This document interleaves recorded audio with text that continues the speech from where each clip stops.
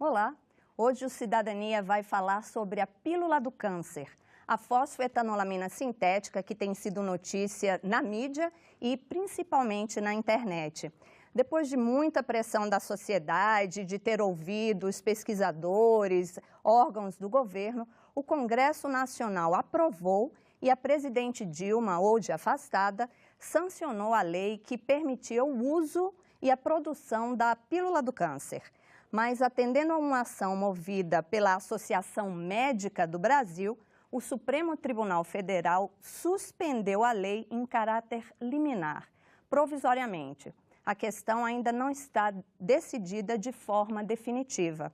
E estão aqui para falar com a gente os cientistas que desenvolveram a fosfetanolamina sintética.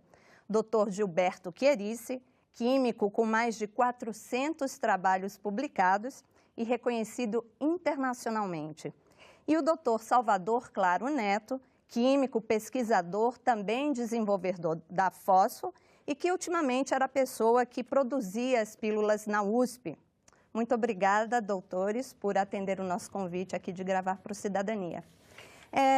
O Senado tem acompanhado, a questão da fosfetanolamina e trabalhado para a liberação da fosfo, O senador Ivo Cassol, ele pessoalmente tem lutado, se empenhado para manter o debate da fosfo. Eu queria saber o que os senhores acham da decisão do Supremo Tribunal Federal de suspender a lei e se isso foi uma surpresa, doutor. Bom, essa pergunta é uma pergunta que não deixa de calar. É uma razão muito simples. Eu acho que o juiz, quando se baseou, ele foi, de certa maneira, como é que eu diria, imprudente, porque ele disse que estava informado por um jornal com a reportagem de um médico que havia comentado sobre as dificuldades da fosfamina. É interessante observar que esse médico costuma opinar em tudo, mas ele só tem um trabalho publicado e nem é sobre câncer. E é uma pessoa que é repórter, é um médico repórter, onde faz os trabalhos dele. E a colocação que estava, como o juiz disse, na Folha de São Paulo, é muito leviana. Leviana porque falta com a verdade. Por que faltou com a verdade? Porque são pessoas que ouviu falar. E fosfetanolamina não é uma substância que você ouviu falar. Há um médico muito interessante que comenta algo sobre isso. Por que a medicina critica tanto a fosfetanolamina? Porque ela não está na literatura médica. Pouquíssima gente da área de medicina conhece sobre fosfetanolamina. Deveria conhecer mais, porque hoje, na literatura internacional especializada para médicos, chamado PubMed, tem aproximadamente 15 mil trabalhos sobre fosfamina. Dos senhores? Também está ali incluído. Nossos são 9, agora deve ter 12 ou 11, não me recordo direito. Então o senhor acha que a decisão do Supremo foi baseada não na literatura? Não, foi baseada sem fatos, sob meu ponto de vista. Eu lamento em dizer isso, mas acredito que o juiz, quando se manifestou, fez uma consulta muito rasa. E é uma situação muito séria, porque se trata de uma substância, porque eu falo sempre substância e não um remédio, porque remédio ela não é, ela é uma substância química até produzida pelo seu próprio corpo, mas é uma substância que tem um mecanismo completamente diferente de tudo que se conhece na oncologia atual. Então, ela é desconhecida. Por que não se interar? Existe uma situação que me intriga. E a intriga que eu tenho sobre isso é o seguinte: por que não deixar sair, experimentar? Qual é o mal? Não tem toxicidade, já foi confirmado até por quem não queria, foi confirmado que era atóxica. Segundo, ela tem atividade tumoral, já foi comprovada, só que disseram que é em rato. Agora, os seres humanos que testaram isso não são ratos, não são quadrúpedes, são bípedes. Isso me traz para uma outra pergunta, né? Os senhores dizem que já houve teste em pessoas, né? Inclusive citam o Hospital Amaral Carvalho, onde houve esses testes nos idos dos anos 90. Eles negam que tenha havido esses testes. Ou ele está equivocado, ou ele mente. Porque os documentos que eu tenho são o contrato entre a universidade e o hospital, a reunião da comissão de ética para enviar o protocolo clínico para o Ministério da Saúde, e tenho também toda a documentação dos dados pré-clínicos, feito pelo próprio hospital. Por que o senhor acha que eles não deram entrada, então, nesses dados? É uma pergunta capciosa. Não que eu tenha medo de respondê-la, mas acho que essa é prematuro. Eu primeiro vou me inteirar por que é essa pergunta, possivelmente depois eu pretendo falar. Agora, o que você está me perguntando é por que eu acho que eles negaram? É uma pergunta que você tem que fazer para eles, porque eu não saberia responder.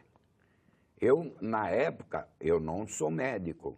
Veja, até hoje no hospital, ou quando você pega o protocolo clínico que está sendo feito no estado de São Paulo, a nossa parte é executar o trabalho de preparação da substância e colocá-la viável para que seja administrada. O protocolo clínico é feito entre o hospital e o Ministério da Saúde, que tem uma comissão de ética, onde é aprovado e foi aprovado e vai começar. Como eu poderia saber sobre dados clínicos se isso era feito entre o hospital e o Ministério da Saúde?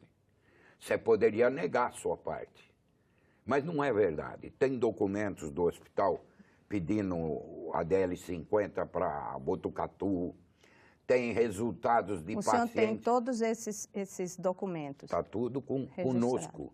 Então, não adianta o superintendente negar. Entendi. Ele está, é por isso que eu te disse, ou ele está equivocado ou está mentindo. Eu acho mais provável que seja a segunda parte. Tá certo.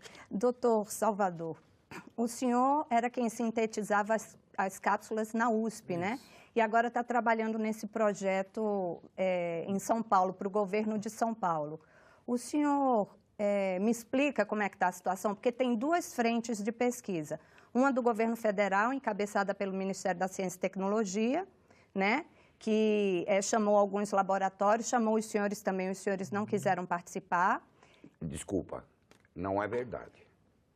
Me explica. Não é verdade, eu nunca fui convidado. Depois que a bomba estourou, que começaram a fazer as coisas, aí vieram me convidar. Não convidaram do início? Não, nenhum membro. Posteriores, sim. Nós nunca recebemos nenhum convite. E os senhores... Bom, mas daí tem também o estudo de São Paulo, do governo de São Paulo. Eu vi que a diferença entre eles era também que daqui do governo federal, eles resolveram começar do início. Eles não aceitaram os testes pré-clínicos, né? Aqueles de célula, de rato. E já o estudo do governo de São Paulo aceitou os testes pré-clínicos, não é isso? E vai começar o teste em humanos. E o senhor está trabalhando nisso, né, doutor Salvador? O senhor pode me dizer como é que está isso? Nós estamos sintetizando na indústria de fármacos, PDT, em cravinhos. Nós estamos produzindo pó, né, fosfanolamina, para ser encapsulado na FURP. Então, a FURP vai encapsular... Que é uma fundação... Que é uma fundação de remédios populares do estado de São Paulo. Aí, governo de São a Paulo. partir do momento que a FURP encapsular, ela vai enviar para o ICESP, que é o Instituto do Câncer do Estado de São Paulo, e o ICESP que vai, então, encaminhar para as pesquisas clínicas.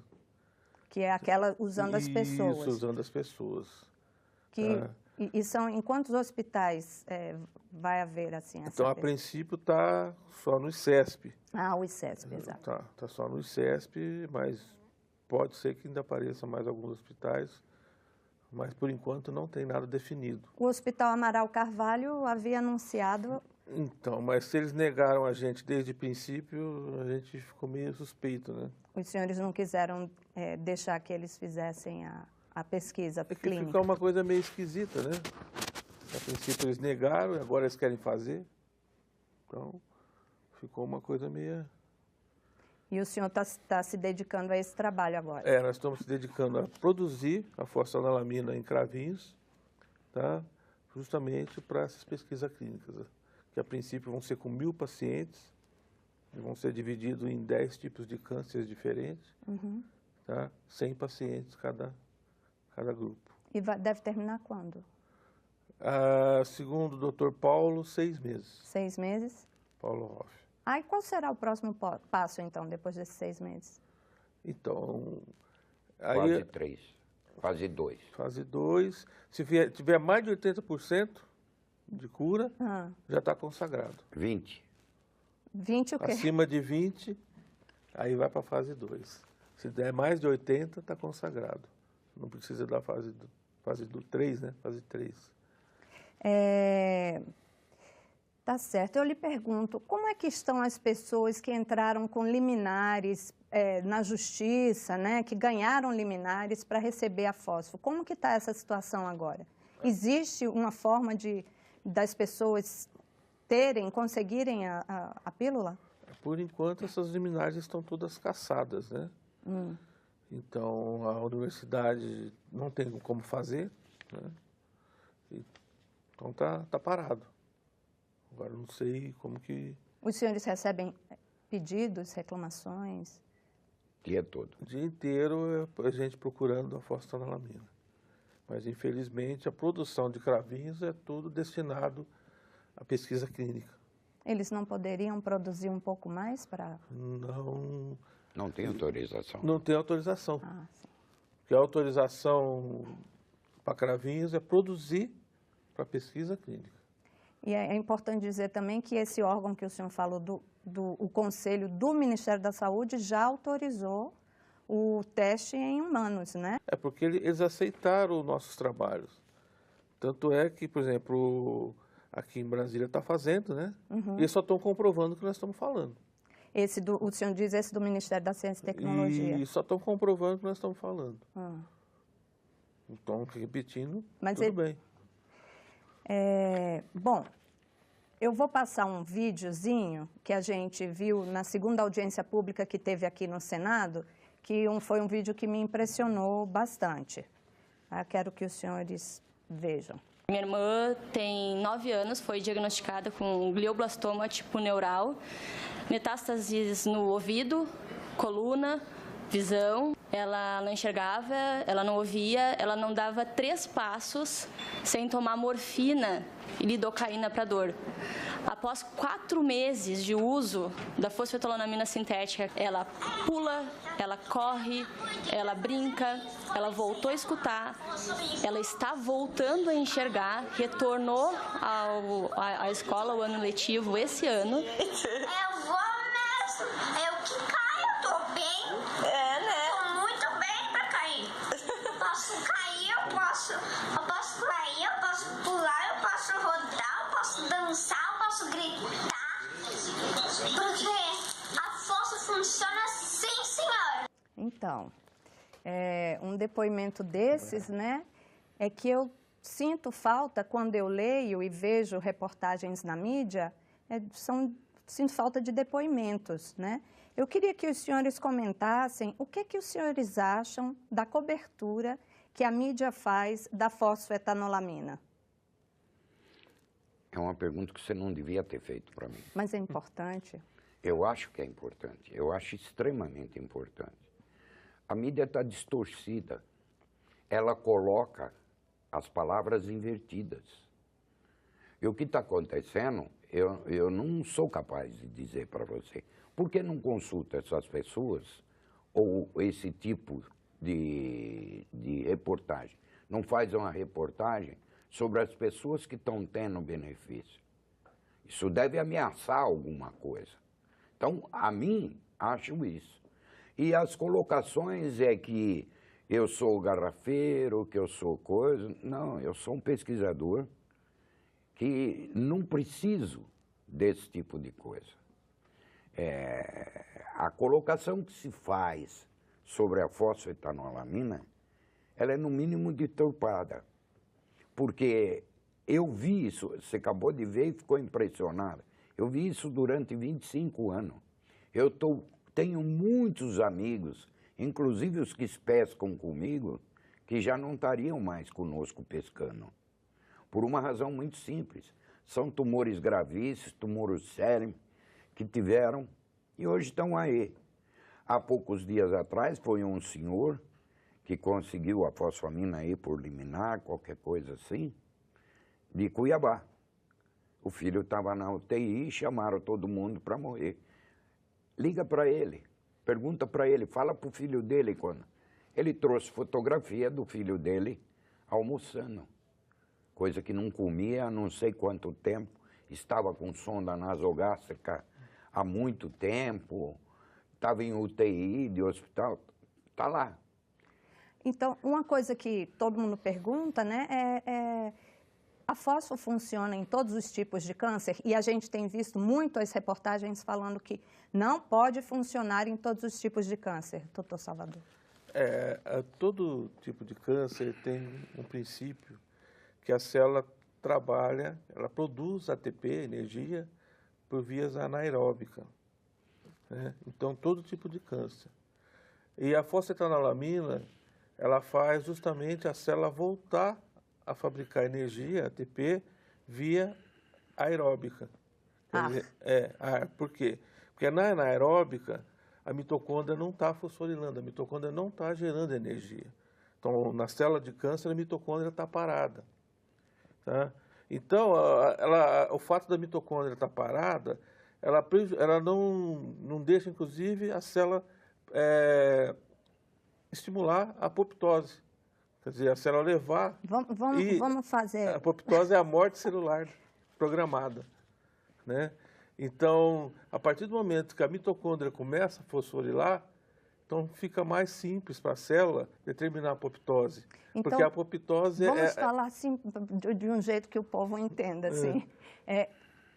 O que o senhor está dizendo é que quando a fosfetanolamina é usada, ela faz com que a célula...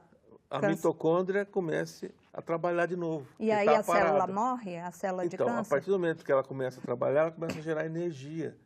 E a célula do câncer, ela está acostumada a trabalhar com pouca energia, porque ela mudou o DNA para isso. Sim. O DNA da célula do câncer, ela já está com essa programação, trabalhar com pouca energia.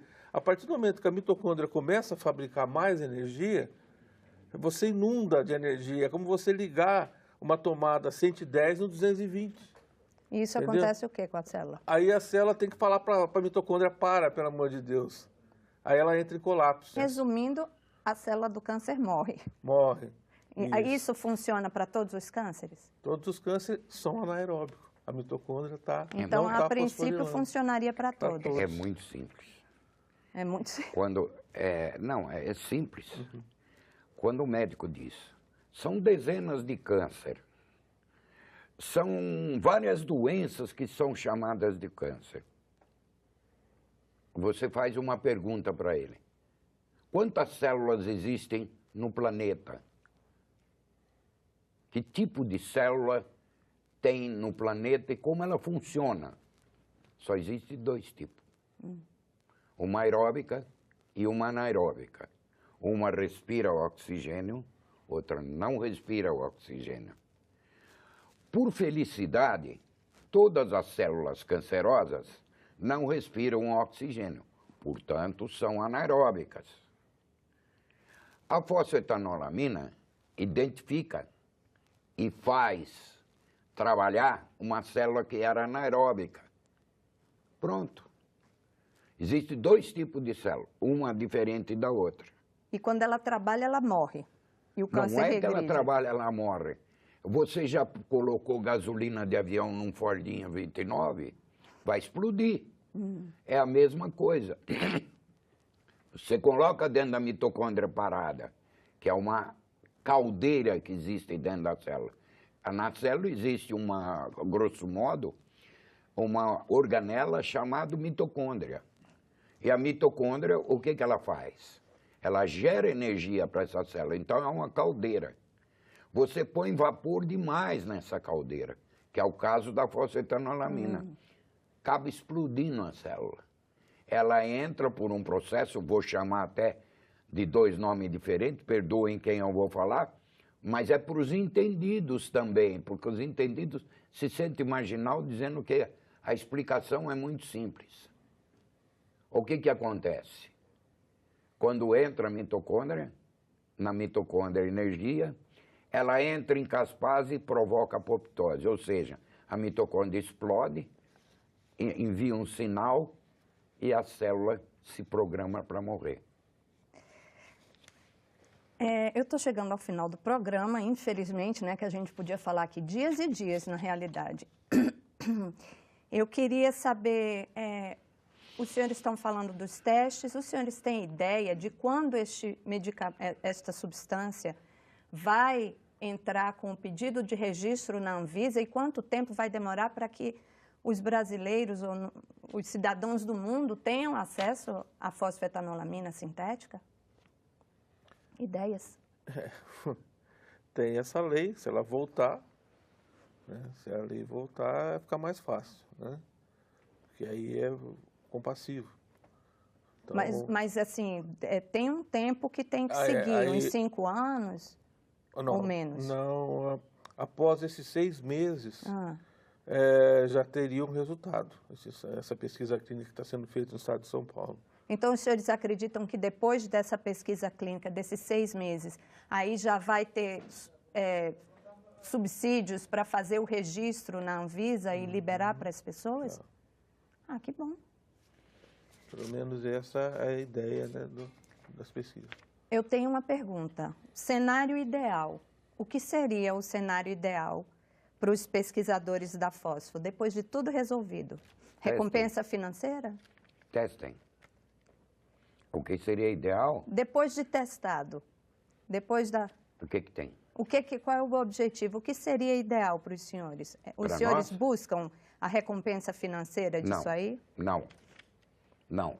É a ideia primeira minha, que contaminei os também. Não. Ninguém tem direito de explorar isso financeiramente. É evidente que uma hora vai acontecer. Mas desde que seja justo, um preço, uma coisa justa, porque o mais caro de tudo que as grandes empresas falam é a pesquisa. A pesquisa foi feita por mim. Eu dou de graça. Ela é de graça. Então, coloque o preço no custo da matéria-prima, da embalagem, da comercialização, dos impostos, etc. Tal, e vendam. Então, o cenário ideal é esse. As pessoas usando Sob o meu um ponto de custo vista, justo. enquanto eu estiver vivo, vai ser esse. Chegar num preço... Quer dizer, por que o câncer tem que ser uma doença cara? E é muito cara, né? É muito cara. Ela representa 3% do PIB mundial. E a fósforo custa? Custo? Centavos, ele já fez o custo. É lógico que o custo de matéria-prima... Não, nós estamos falando de matéria-prima. Eu não estou dizendo outras coisas. É evidente que isso, a hora que tiver imposto, tiver embalagem, tiver comercialização, tiver transporte, ela adquire um preço. Desde que não seja um preço aviltante, tem um detalhe. Eu acredito que a fosfetanolamina, ela tem efeito curativo, não é paliativo. Então, ela vai ter um tempo para você tomar. Ela não é um remédio, não seria uma substância, desculpe, do remédio, uma substância que você haveria necessidade de você tomá-la sempre. Entendi. Doutor Gilberto, doutor Salvador, muito obrigada por virem aqui à TV Senado, né, falar sobre a fósforo. É muita coisa para a gente explorar. Existe algum site onde as pessoas possam, algum site oficial da fosfetanolamina? Nós estamos construindo um agora exatamente para essa necessidade, para esclarecer a maioria das pessoas e também para orientar. Nós temos uma pretensão de fazer um instituto, que até colocaram meu nome, eu não sei porquê, mas um instituto para orientar esse tipo de pesquisa e orientar as pessoas de como funcionaria isso. Mas com a intervenção do ministro, do Supremo, isso ficou um pouco em suspenso. Em suspenso. Tá bom, então vamos aguardar a decisão do Supremo. Agradecer mais uma vez. O Cidadania vai ficando por aqui. Se você tiver alguma crítica ou sugestão, pode entrar em contato pelo Alô Senado. Você pode também acessar este programa ou qualquer outro programa da TV Senado, inclusive os que nós fizemos sobre a fosfetanolamina, na página da TV Senado na internet. É senado.leg.br/TV. Obrigada pela companhia e até a próxima.